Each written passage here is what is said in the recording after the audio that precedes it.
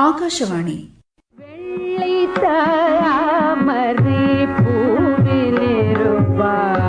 தமிழ்ச்சொல் மாலை.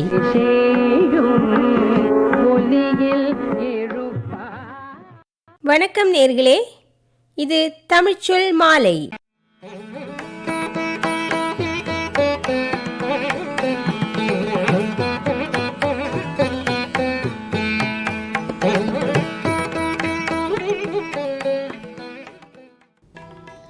பெண்கள் நாட்டின் கண்கள் என்றெல்லாம் இலக்கியத்தில் பெண்களை மிகைப்படுத்தி கூறும்போதும், நமது பண்டைய இலக்கியங்கள் நமது சமூகத்தில் பெண்களின் நிலையை மிகவும் அருமையாக எடுத்துரைக்கின்றன. பண்டைய தமிழகத்தில் பெண்களின் அடிமை நிலையும் அதிலிருந்து விழித்தெழுந்த பெண்களின் சுதந்திர சிந்தனையும் நமது இலக்கியங்கள் மிகவும் தெளிவாகவே பறைசாற்றுகின்றன. இன்றைய தமிழ்ச்சொல் மாலை நிகழ்ச்சியில் முதலாவதாக நேயர்கள் கேட்க இருப்பது திருமதி பார்வதி பிரபா அவர்கள் எழுதி வழங்கும் உரை, நாடிகையின் வழியில் நியாயம், சிலப்பதிகார பெண்கள்.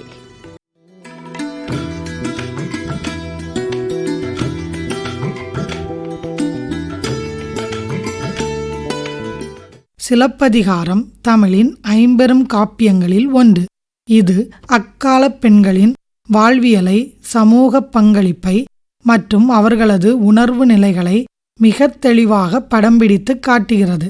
சிலப்பதிகாரத்தில் பெண்களின் நிலையை முக்கியமாக கண்ணகி, மாதவி போன்ற கதாபாத்திரங்கள் மூலம் காணலாம். கண்ணகி கற்பின் சிகரம் மற்றும் நீதியின் குரல். சிலப்பதிகாரத்தின் முதன்மை நாயகி கண்ணகி. இவள் ஒரு வணிக குலப்பெண். இவளின் கதாபாத்திரம் பல்வேறு பரிமாணங்களை கொண்டது. கண்ணகி தனது கணவன் கோவலனுக்கு முழு ஆதரவாக, அன்பாகவும் பொறுமையாகவும் இல்லறம் நடத்தும் பெண்ணாக ஆரம்பத்தில் சித்தரிக்கப்படுகிறார். கோவலன் தன்னை விட்டு மாதவியுடன் சென்றபோதும் அவன் திரும்பி வரும் வரை காத்திருந்தாள். எந்த சூழ்நிலையிலும் கணவனுக்கு எதிர்மொழி பேசாமல் அவனது அனைத்து செயல்களுக்கும் உறுதுணையாக இருந்தாள். மரப்பெருங்கேண்மையோ தரப்பரி சாரமும் விருந்து புரந்தரூவும் பெருந்தன் வாழ்க்கையும் என்ற அடிகள் அவள் இல்லச் சிறப்பை உணர்த்துகின்றன. கற்பின் இலக்கணமாக கண்ணகி கற்புடைமையின் அடையாளமாக போற்றப்படுகிறாள். கோவலன் மாதவியுடன் வாழ்ந்து செல்வம் இழந்த நிலையில் கண்ணகியின் கால் சிலம்பை மூலதனமாக கொண்டு வணிகம் செய்ய முடிவு செய்தபோது தனது சிலம்பை தந்து உதவினாள். இது அவளின் கணவனின் மீதான அசைக்க முடியாத நம்பிக்கையும் கற்பையும் காட்டுகிறது. கோவலன் கள்வன் என்று குற்றம் சாட்டப்பட்டு அநியாயமாக கொல்லப்பட்ட போது கண்ணகி சாதாரணமாக இருந்துவிடவில்லை. அவளின் கற்புடைமையின் சக்தியால் பாண்டிய மன்னன் அவையில் நீதி கேட்டு வாதிட்டாள். தனது சிலம்பை உடைத்து அதில் இருந்து மாணிக்கப் பரல்களை காட்டி கோவலன் கள்வன் அல்ல என்பதை நிரூபித்தாள். இந்த நிகழ்வு சாதாரண பெண்ணின் நீதி உணர்வையும் அதை நிலைநாட்ட அவள் கொண்ட தீர்க்கமான மன உறுதியையும் காட்டுகிறது. இது அரசியல் பிழைத்தோருக்கு அறம் கூட்டாகும் என்ற சிலப்பதிகாரத்தின் அடிப்படை கருத்தை வலியுறுத்துகிறது. தெய்வநிலை. தனது கணவனுக்கு இழைக்கப்பட்ட அநீதியால் வைகுண்டெழுந்த கண்ணகி மதுரையை எரித்தாள். அதன் பின்னர் சேர நாட்டுக்குச் சென்று தெய்வ நிலையை அடைந்து பத்தினி தெய்வமாக போற்றப்பட்டாள். இமயத்தில் இருந்து கல் கொண்டுவரப்பட்டு சேரன் செங்குட்டுவனால் பத்தினி தெய்வத்திற்கு கோவில் கட்டப்பட்டது. இது சமூகத்தில் ஒரு பெண்ணின் கற்புக்கும் நீதி உணர்வுக்கும் கொடுக்கப்பட்ட உயர்ந்த மதிப்பை சுட்டிக்காட்டுகிறது. மாதவி கலைத்திறனும் தியாகமும். சிலப்பதிகாரத்தில் கண்ணகிக்கு நேர்மாறான ஒரு பாத்திரமாக மாதவி திகழ்கிறாள். அவள் ஒரு கணிகையர் குலப்பெண். அழகு மற்றும் கலைத்திறன் மிகுந்த மாதவி ஆடல், பாடல், இசை ஆகியவற்றில் தலை சிறந்தவள். கரிகாலச் சோழனின் அவையில் தலைக்கோள் பட்டம் பெற்றவள். இவளின் நடனத்திரையையும் கலை ஆற்றலையும் அரங்கேற்று கதை விரிவாக பேசுகிறது. அன்பும் அர்ப்பணிப்பும் கோவலன் மாதவியிடம் கொண்ட காதலால் தனது செல்வத்தை இழந்து அவளை பிரிந்து செல்லும் நிலை வந்தபோது மாதவி மனமுடைந்தாள். கோவலனுக்கு மணிமேகலை என்ற மகளையும் பெற்றெடுத்தாள். கோவலன் இறந்த பிறகு மாதவி பொது வாழ்விலிருந்தும் கலைப்பணியில் துறையிலிருந்தும் தன்னை விடுவித்து கொண்டு தனது மகள் மணிமேகலையை புத்த சமயத்தில் சேர்த்து துறவு பூணச் செய்தாள். இது அவளின் மன உறுதியையும் ஒரு தாய் தனது மகளின் எதிர்காலத்திற்காக செய்யும் தியாகத்தையும் காட்டுகிறது. மாற்றத்தை ஏற்றுக்கொண்டு மாதவி தனது வாழ்க்கை பாதையை மாற்றிக்கொண்டு அறவழியில் சென்றது. அவள் வெறும் ஆடலரசி மட்டுமல்லாமல் ஆழ்ந்த உணர்வுகளையும் தன்னம்பிக்கையும் கொண்ட ஒரு பெண் என்பதை உணர்த்துகிறது. பிற பெண் கதாபாத்திரங்கள் மற்றும் பெண்களின் பொதுநிலை சிலப்பதிகாரத்தில் கண்ணகி, மாதவி தவிர வேறு சில பெண் கதாபாத்திரங்களும் உள்ளன. அவை சங்ககால பெண்களின் வாழ்வின் பல்வேறு அம்சங்களை வெளிப்படுத்துகின்றன. அவ்வாறு கவுந்தியடிகள் குறித்து பார்க்கலாம். இவர் ஒரு சமண பெண் துறவி, ஒரு விசேஷமான பெண் துறவி. கோவலனுக்கும் மதுரை செல்லும் வழியில் துணையாக இருந்து அவர்களுக்கு வழிகாட்டினார். இது சமூகத்தின் துறவறம் மேற்கொண்ட பெண்களின் மதிப்பையும் அவர்கள் மற்றவர்களுக்கு வழிகாட்டும் நிலையில் இருந்ததையும் காட்டுகிறது. சிலப்பதிகாரம் என்பது இரண்டாம் இலக்கியமாக கூறப்படும் தமிழ் காவியமாகும். இக்காவியத்தின் மூன்றாவது பாகமான வஞ்சிக் காண்டத்தில் கவுந்தியடிகள் என்ற புனிதவதி மிக முக்கியமாக கதாபாத்திரமாக இடம்பெறுகிறார். கவுந்தியடிகள் ஒரு புத்த துறவி, மிகுந்த ஞானமும் ஆன்மீக பிரபையும் பெற்றவள். அந்தரங்க கண்ணோட்டமும் மனிதர்களை புரிந்து கொள்ளும் திறனும் உள்ளவளாக காட்டப்படுகிறாள். அவர்களது கதையில் கோவலன் கண்ணகியை பிரிந்து மாதவியுடன் வாழ்ந்த பின் திரும்பி கண்ணகியை அழைத்து மதுரைக்குச் செல்கிறார். அந்த பயணத்தின் போது கண்ணகிக்கு பாதுகாவலராகவும் உற்சாகம் தருவதுமாக கவுந்தியடிகள் துணை புரிகிறார். வழியில் நடந்த தரிசனங்கள், தீட்சைகள் மற்றும் வழிகாட்டுதல்களை கொண்டு கண்ணகியை ஆன்மீக ரீதியாக உறுதியடையச் செய்கிறார். கவுந்தியடிகள் ஒரு மனநல மருத்துவரைப் போல மன வலிமை தருபவள். தன்னலம் பாராமல் பிறருக்காக வாழும் வாழ்க்கை அவரது இயல்பு நிறைந்த வாழ்க்கை. இத்தகைய தமிழ் பெண்ணின் சிறப்பை கவுந்தியடிகள் மூலம் நாம் காணலாம். அவரில் ஆன்மீக தத்துவமும் பாசமும் கலந்திருப்பதை காணலாம். அவர்கள் தியானமும் உணர்ச்சியும் அறமும் வழிகாட்டுதலும் இன்றும் பெண்களுக்கு ஒரு சிறந்த முன்மாதிரியாக அமைகின்றன. மாதரி. மாதரி என்பவர் ஆயர் குலத்தை சேர்ந்த ஒரு பெண். அவள் ஒரு சாதாரண கிராமத்து பெண். அவளது வாழ்க்கை எளிமையிலும் அவர் நெறி வழிமுறைகள் உயர்வாக அமைந்துள்ளன. மாதரியின் பங்கு கண்ணகி கோவலனுக்கு உதவி செய்து கோவலன் மற்றும் கண்ணகி மதுரைக்கு பயணிக்கும் போது அவர்கள் மிகவும் சோர்வடைந்த நிலையில் இருப்பதை காண்கிறாள். அவர்கள் தங்குமிடம் தேடி களைப்படைந்து இருந்தபோது மாதரி அவர்களை தனது வீட்டிற்கு அழைத்துச் செல்கிறார். உணவு, தங்குமிடம், பாதுகாப்பு என அவர்களுக்கு முழு உதவியை செய்கிறாள். மாதரியின் செயல் தமிழர் பண்பாட்டில் மிக முக்கியமான விருந்தோம்பல் பண்பை எடுத்துக்காட்டுகிறது. அவள் இருவரும் யாரென்று கேட்காமலே மனமுவந்து அவர்களை வரவேற்கிறாள். வெளிநாட்டினரான கோவலன், கண்ணகி ஆகியோருக்கு மனமுவந்து விருந்தளிக்கிறாள். தமிழர் பண்பாடு அடையாளமாக விருந்தோம்பலை மாதரி மிகவும் சிறப்பாக ஆற்றுகிறாள்.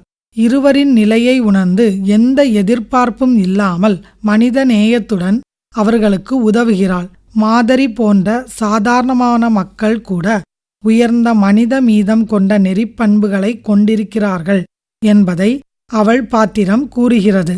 தன்னுடைய நிலையை விட உயர்ந்தவளாக இருக்கும் கோவலனையும் கண்ணகியையும் அவர்கள் தாழ்வாக கருதாமல் மிகுந்த மரியாதையுடன் நடத்துகிறாள். இது சமத்துவம், மனித அன்பு மற்றும் பகுத்தறிவு ஆகியவற்றின் பிரதிநிதியாக அமைந்துள்ளது. இருவரும் பழைய தன்மை கொண்ட பயணத்தில் சோர்வடைந்தார்கள் என்பதை உணர்ந்த மாதரி அவர்களுக்கு ஒரு தாயைப் போல உதவுகிறாள். கதையின் திருப்பங்களில் நேரடியாக பங்கு பெறாமல் இருந்தாலும் கதையின் நல்லிண இயக்கத்திற்கும் மனித தொடர்புகளுக்கும் ஒரு பாலமாக மாதரி செயல்படுகிறாள். அவளுடைய உதவி கோவலன் கண்ணகி இருவருக்கும் ஒரு உறுதியும் ஊக்கமும் அளிக்கிறது. தேவந்தி.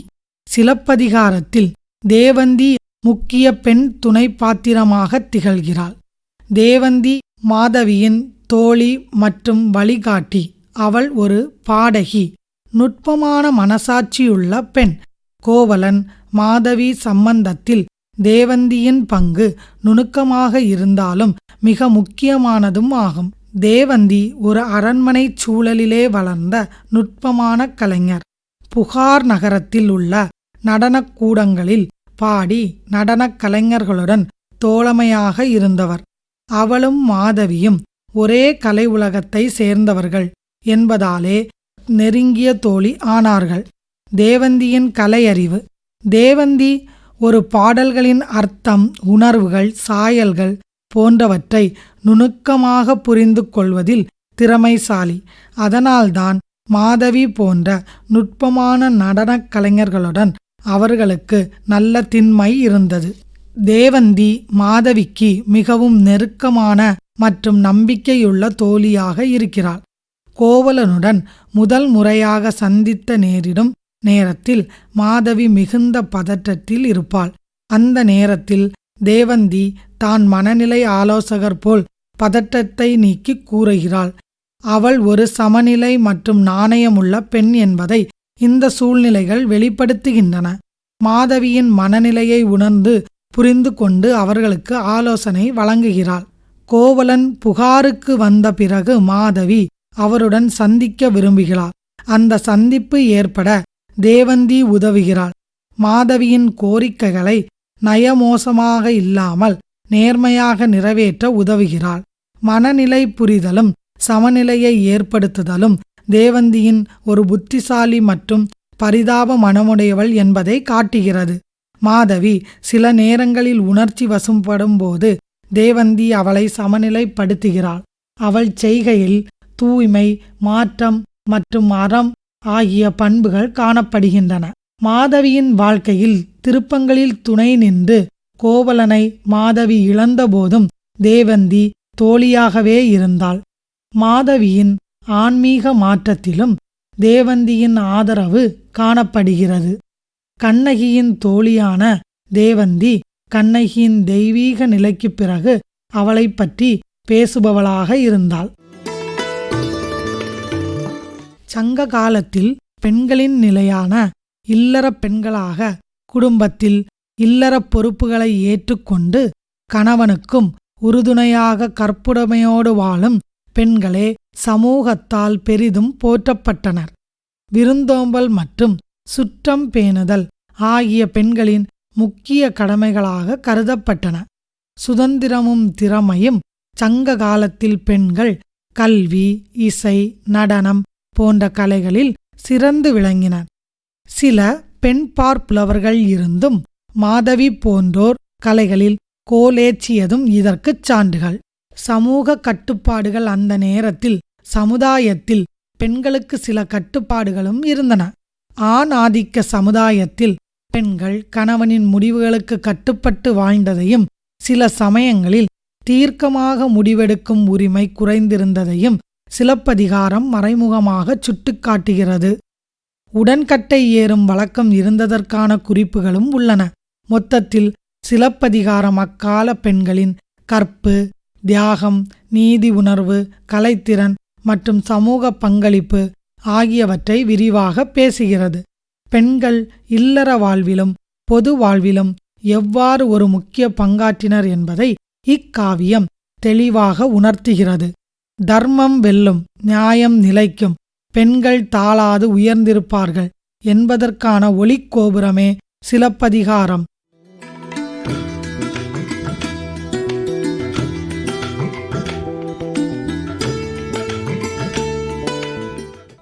நிகழ்ச்சியில் இதுவரை நேயர்கள் கேட்டது திருமதி பார்வதி பிரபா அவர்கள் எழுதி வழங்கிய உரை நாடிகையின் வழியில் நியாயம், சிலப்பதிகார பெண்கள்.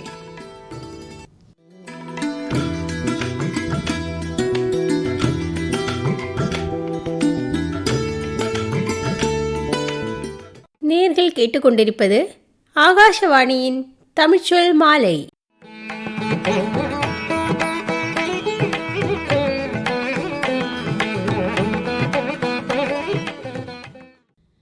தமிழ்ச்சொல் மாலை நிகழ்ச்சியில் தொடர்ந்து நேர்கள் கேட்க இருப்பது திரு ராஜசேகர் அவர்கள் எழுதி வழங்கும் சிறுகதை ஈர்ப்பு.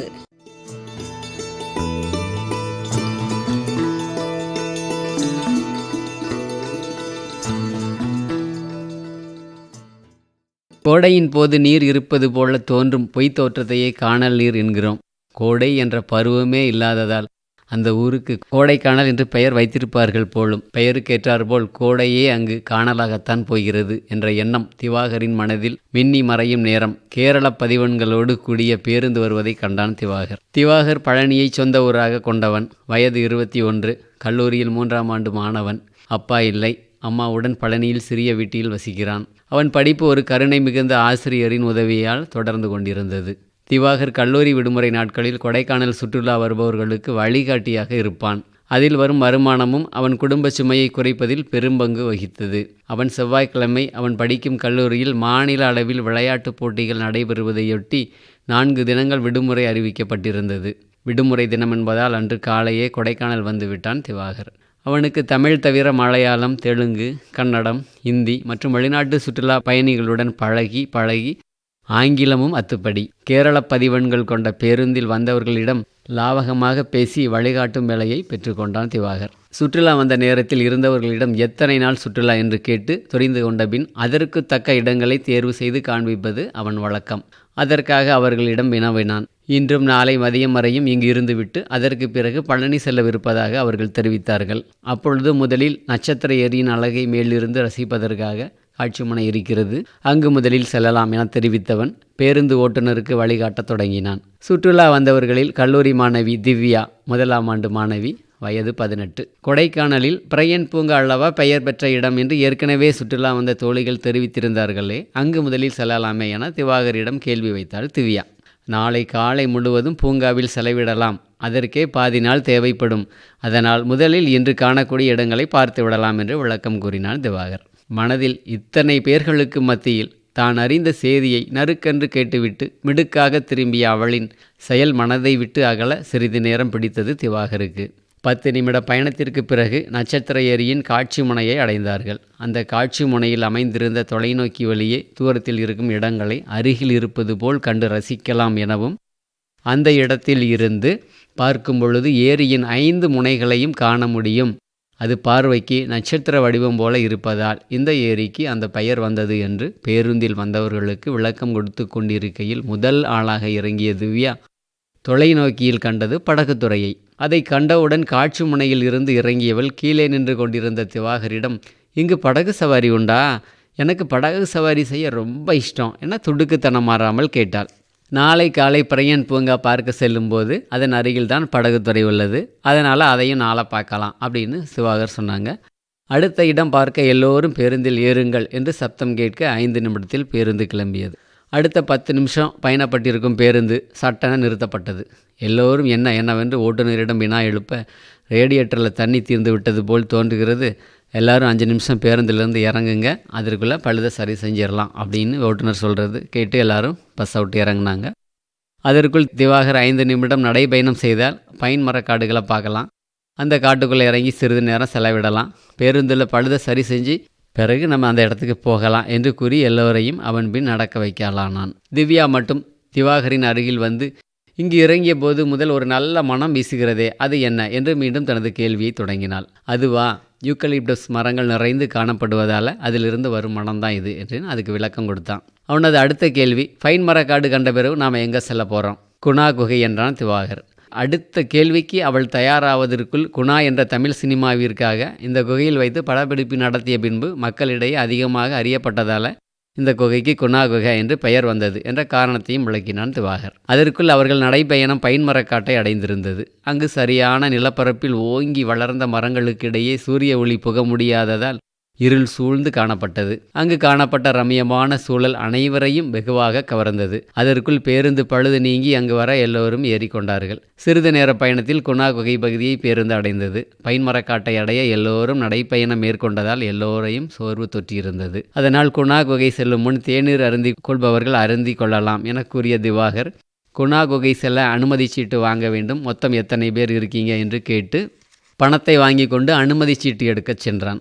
அப்பொழுது அவளை பின்தொடர்ந்த திவ்யா குகைக்குள்ளே சென்று பார்க்க முடியுமா என்ற கேள்வியை எழுப்பினாள். அதற்கு திவாகர், இல்லை, இது காட்டு மிருகங்கள் வாழும் பகுதி, அதனால் குகைக்குள்ளே யாரையும் அனுமதிக்கிறதில்ல, வெளியிருந்து தான் பார்க்க முடியும், கம்பி வலை வச்சு அனைத்து வழிகளையும் அடைச்சிட்டாங்க என்று விளக்கினான்.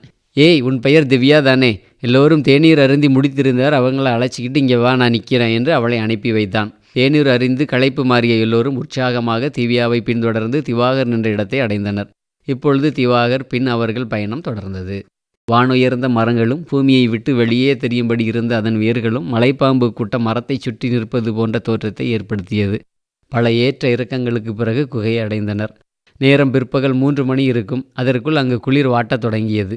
எல்லோர் வாயிலும் குளிர் என்ற வார்த்தையே உச்சரிக்கப்பட்டது. எல்லோரும் ஒன்று சேர்ந்து நின்ற வேளையில் திவ்யா தனது பேச்சை தொடங்கினாள். இங்கு பகலிலேயே இப்படி குளிர்கிறதே, எப்பொழுது இப்படித்தான் இருக்குமா என்ற அடுத்த கேள்வியை தொடுத்தாள். இங்கே 9 டிகிரி முதல் 20 டிகிரி வரை மட்டுமே வெப்பத்தின் அளவு இருக்கும். கடும் கோடையில் கூட 20 டிகிரியை வெப்பம் தாண்டுவதில்லை. 18ஆம் நூற்றாண்டில் ஆங்கிலேய சர்வேயரால் இந்த இடம் கண்டறியப்பட்டது. கொடைக்கானல் முழுவதும் அன்றைய மதுரை மாவட்ட ஆட்சியராக இருந்தவர்களால் பொழுதுபோக்கிற்காக உலா செல்லும் போது கண்டறியப்பட்டவையே. குணா குகை கடல் மட்டத்திலிருந்து சுமார் 2400 அடி உயரத்தில் அமைந்துள்ளது என அவ்விடத்தின் சிறப்பம்சங்களை எடுத்துரைத்தான் திவாகர். அவனது உரையை தலைவரின் மொழிக்கு செவிசாய்க்கும் தொண்டர்கள் போல் கட்டுண்டு அனைவரும் கேட்டுக்கொண்டிருந்தனர். திவ்யா தனது தோழிகளுடன் நின்று கொண்டு நிழற்படம் எடுத்து தரும்படி திவாகர் கையில் கேமராவை திணித்தாள். 10 தோழிகளுக்கு மத்தியில் இவள் தனி அழகுடன் முத்தாக ஜொலித்தாள் திவாகரின் கண்களுக்கு. அவன் என்ன ஓட்டம் எங்கோ சிறகடித்து பறந்து கொண்டிருக்கையில் அடுத்ததா எங்கே செல்ல போகிறோம் என்ற திவ்யாவின் குரல் கேட்க, என்ன கேட்ட திவ்யா என்று சிறிது தடுமாற்றத்திற்கு பிறகு, அதுவா, தூண்பாறை என்ற இடத்துக்கு என்றான். சிறிது நேரத்திற்கெல்லாம் பேருந்து தூண்பாறையை அடைந்தது. அங்கு அரை மணி நேரம் செலவிட்ட பின் அடுத்ததாய் பசுமை பள்ளத்தாக்கு, கடைசியாக கோக்கர்வாக்குடன் அன்றைய சுற்றுலா நிறைவு பெற்றது. அவர்கள் பார்த்து மகிழ்ந்த இடங்கள் அனைத்துமே அனைவருக்கும் மனநிறைவை தந்தன. பிரையன் பூங்கா அருகில் உள்ள தங்கும் விடுதியில் ஓய்வெடுத்து கொள்ள திவாகர் பரிந்துரைத்தான். திவாகர் அவர்கள் வந்த பேருந்தில் ஓய்வெடுப்பது என தீர்மானித்தான். வழிகாட்டி வேலை தொடரும் நாட்களில் அவன் வீட்டிற்கு செல்வதில்லை. அன்றைய இரவு பனிப்பொழிவு அதிகமாக இருந்தது. அவன் எண்ணமெல்லாம் திவ்யாவை பற்றியே இருந்தது. அவள் ஒரு கனவு தேவதையாக அவனுக்கு தோன்றினாள். இப்படி யாரையும் இதற்கு முன் எண்ணி பார்த்ததில்லை. இவள் என் வாழ்க்கையில் நிஜ தேவதையாக வருவாளா என்ற சிந்தனை மனதில் ஓடிக்கொண்டிருந்த பொழுது நிஜமாகவே அந்த தேவதை பேருந்திற்குள் வந்தாள். குளிருக்கு சுருண்டு ஒரு இருக்கையில் கிடந்த திவாகரை கண்டவள், குளிருக்கு போர்த்திக்கொள்ள ஏதுமில்லையா என்று கேள்வி எழுப்பினாள். நான் எப்பொழுதும் எனது வேலை முடிந்தவுடன் எனது ஊராகிய பழனிக்கு போயிடுவேன். எனக்காவது தொடர்ச்சியாக வேலை உள்ள நாட்களில் மட்டும் எப்படியாவது சமாளிச்சுக்கிடுவேன் என்று கூறிய திவாகரின் பேச்சிலே அவனது ஏழ்மை நிலை தெரிந்தது. உடனே தான் அணிந்திருந்த கம்பளி அங்கியை கலற்றி அவனுக்கு கொடுத்தாள் அந்த கள்ளம் கபடமற்ற வெள்ளை உள்ளக்காரி திவ்யா. இந்த நிகழ்வை சற்றும் எதிர்பார்க்காத திவாகர் சற்று நிலை தடுமாறித்தான் போனான். பின்பு சுதாரித்து கொண்டவனாய், எதற்காய் இங்கு வந்தாய் திவ்யா என்று வினா எழுப்பினான். இன்று எடுத்த நிழற்படங்களை காண வேண்டும் என்று தோழிகள் வற்புறுத்தியதால் கேமராவை எடுக்க வந்தேன் என்று பதில் கூறியபடியே அவன் கொண்டு வந்திருந்த சுமை பைகளை தேடிக்கொண்டிருந்த போது திவாகர் அவளிடம் அவளது குடும்பம், சொந்த ஊர், உடன்பிறப்புகள், படிப்பு என எல்லாவற்றையும் கேட்டு தெரிந்து கொண்டான். கேமரா கையில் கிடைத்தவுடன் இறங்க முற்பட்ட திவ்யாவிடம், நான் விடுதி வரை கூட வரவா என்று கேட்டவாறே பேருந்தை விட்டு இறங்க முற்பட்ட திவாகரிடம், வேண்டாம், தாத்தாவை துணைக்கு அழைச்சிக்கிட்டு தான் நான் வந்தேன் என்று மொழி பகர்ந்தாள். சரி, நாளைக்கு பார்க்கலாம் என்று விடை கொடுத்த திவாகர் திவ்யா கொடுத்த கம்பளி அங்கியை அணிந்து கொண்டான். அந்த ஆடையின் கதகதப்பில் குளிர் அவனிடம் தோற்று போனது. நன்றாக உறங்கி போனான். காலையில் எழுந்து குளித்து சுறுசுறுப்பான திவாகர் மற்றவர்களின் நிலை அறிய விடுதியை நோக்கி பயணப்பட்டான். விடுதி வரவேற்பறையில் பத்திரிகை வாசிப்பில் மூழ்கியிருந்த விடுதி வரவேற்பாளரிடம், என்னையா நல்லா இருக்கீங்களா என்ற விசாரணையோடு உள்ளே நுழைய, வாங்க தம்பி, 10 மாசங்களாகுதே, எப்படி இருக்கீங்க என்று கேட்டவரிடம், நான் ரொம்ப நல்லா இருக்கேன், என்ன ஓயாத வேலையோ, நாள்காட்டியில் கூட தேதி இன்னும் மாற்றலை என்று திவாகர் கேட்க அவளின் கண்கள் நாள்காட்டி பக்கம் திரும்பியது. மறந்தே போயிட்டேன் என்று கூறியவாறே தேதியை மாற்றினார். அன்று புதன்கிழமை 20/10/2013 இருந்தது. ஐயா, நேற்றிரவு கேரளாவில் இருந்து பேருந்து ஒன்றில் வந்த 45 பேரை இங்கு தங்குவதற்கு அனுப்பியிருந்தேனே, அவங்க எந்த அறைகளில் இருக்கிறார்கள் என்று விசாரித்தான்.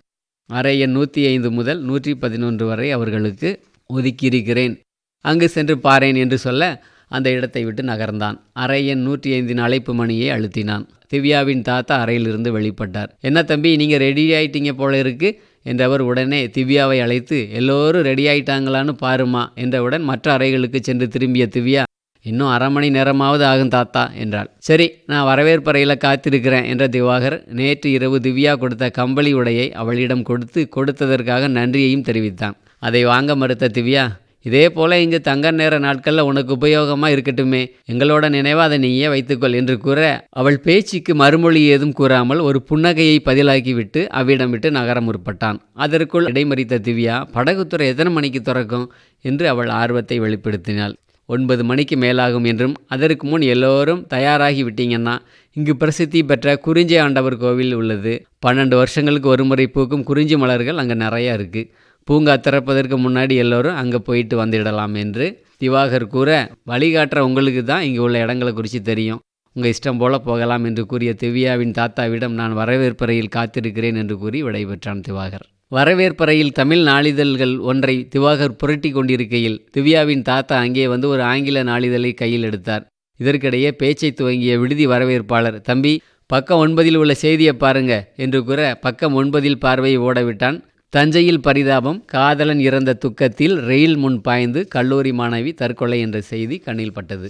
தம்பி, ஏற்கனவே ரயில் முன்னாடி விழுந்து இறந்து போன காதலனுக்கு வயசு 19, இப்போ இறந்து போன பெண்ணுக்கு வயசு 17. இந்த வயசில் காதல் என்ன வேண்டி கிடக்கு தம்பி? படிக்கிற வயசில் படிக்காமல் படிக்க அனுப்புறதுக்கு பின்னாடி பெற்றவங்க எப்படியெல்லாம் கஷ்டப்படுறாங்கங்கிற சிந்தனை கூட கொஞ்சமாவது இவங்களுக்கு இருந்தால் இப்படி செஞ்சுருப்பாங்களா தம்பி?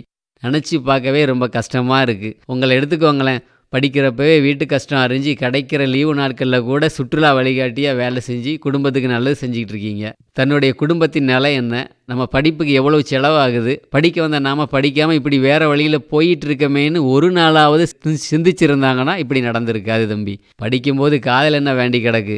இந்த சமயத்தில் வருவதெல்லாம் காதலே கிடையாது தம்பி. பருவ மாற்றத்தினால எதிர்ப்பாளினரோடு உள்ள ஒரு ஈர்ப்பு, இது எல்லோருக்கும் உள்ளது தான். இந்த நேரத்தில் மனசை அலைபாய விடாமல் படிப்பில் கவனம் செலுத்தினால் இந்த ஈர்ப்பு வயது முதிர்ச்சியாகும்போது தானாகவே மாறி போயிடும்.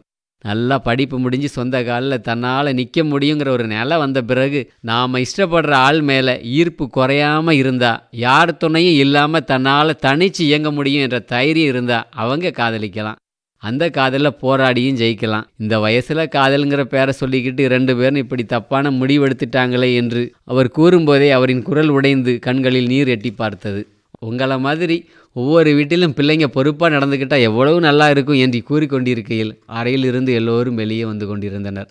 இந்த நிகழ்வு திவாகருக்கு ஒரு எச்சரிக்கை மணியாக தோன்றியது. எல்லோரும் வந்தாச்சு, நான் கிளம்புறேன் என்று விடைபெற்று கொண்டு விடுதியை விட்டு நகர்ந்தான் திவாகர். பேருந்தில் அனைவரும் ஏறிய பின் திவாகரின் வழிகாட்டுதலில் குறிஞ்சி ஆண்டவர் கோயிலை அடைந்தனர். அங்கு தரிசனம் முடித்துவிட்டு அடுத்த 1 மணி நேரத்தில் பிரையன் பூங்கா வந்தார்கள். படகுத்துறைக்கு முதலில் சென்றார்கள். படகுத்துறைக்கு அருகில் நிறுத்தப்பட்டிருந்த சைக்கிள்களை கண்டவுடன் திவ்யா அதனை குறித்து விவரம் கேட்க, நட்சத்திர ஏரியின் மொத்த அழகையும் சைக்கிளில் சென்று ரசித்து வருவதற்காக வாடகைக்கு தரும் விவரத்தை தெரிவித்தான் திவாகர். வந்தவர்களில் 15 பேர் சைக்கிள் யாத்திரைக்கு புறப்பட்டனர். மீதமுள்ளவர்கள் படகு யாத்திரைக்கு தயாரானார்கள். கரையில் நின்ற திவாகருக்கு கையசைத்தவாறே பலத்த கரகோஷத்துடன் அவர்கள் படகு பயணப்பட்டது.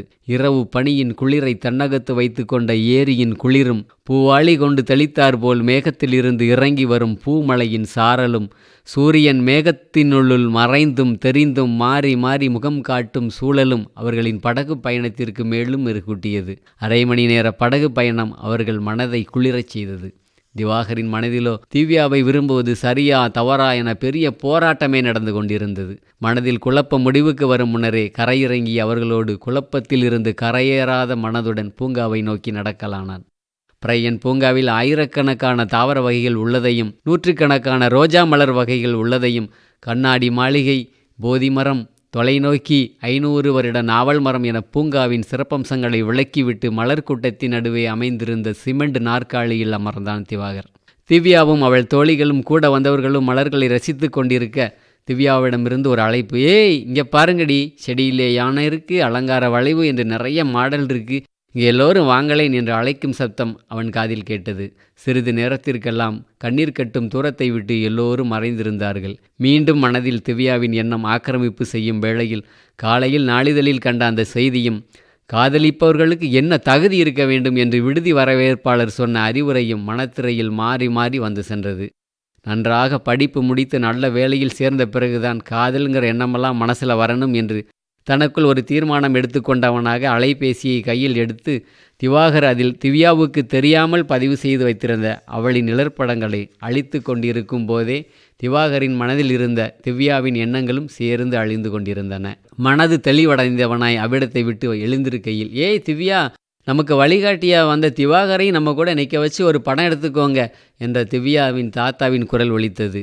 கேமராவை தாத்தாவின் கையில் கொடுத்த திவ்யா திவாகரின் அருகில் சென்று நின்று கொண்டாள். நிழற்படத்திற்காக மட்டுமல்ல, வாழ்க்கையின் நிஜத்தை புரிந்து கொண்டதற்காகவும் சேர்ந்து புன்னகைத்தான் திவாகர்.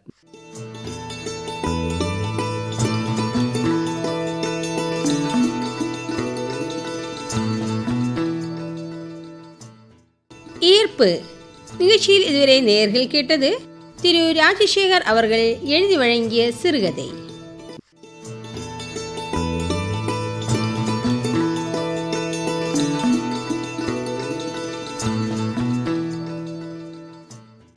நிகழ்ச்சியில் இதுவரை நேயர்கள் கேட்டுக்கொண்டிருந்தது ஆகாஷவாணி திருவனந்தபுரம் நிலையத்திலிருந்து ஒலிபரப்பான தமிழ்ச்சொல் மாலை. இத்துடன் இந்திய நிகழ்ச்சிகள் நிறைவடைகின்றன.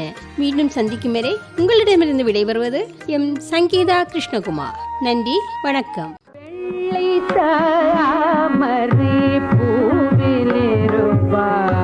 தமிழ்ச்சொல் மாலை. ஒலியில்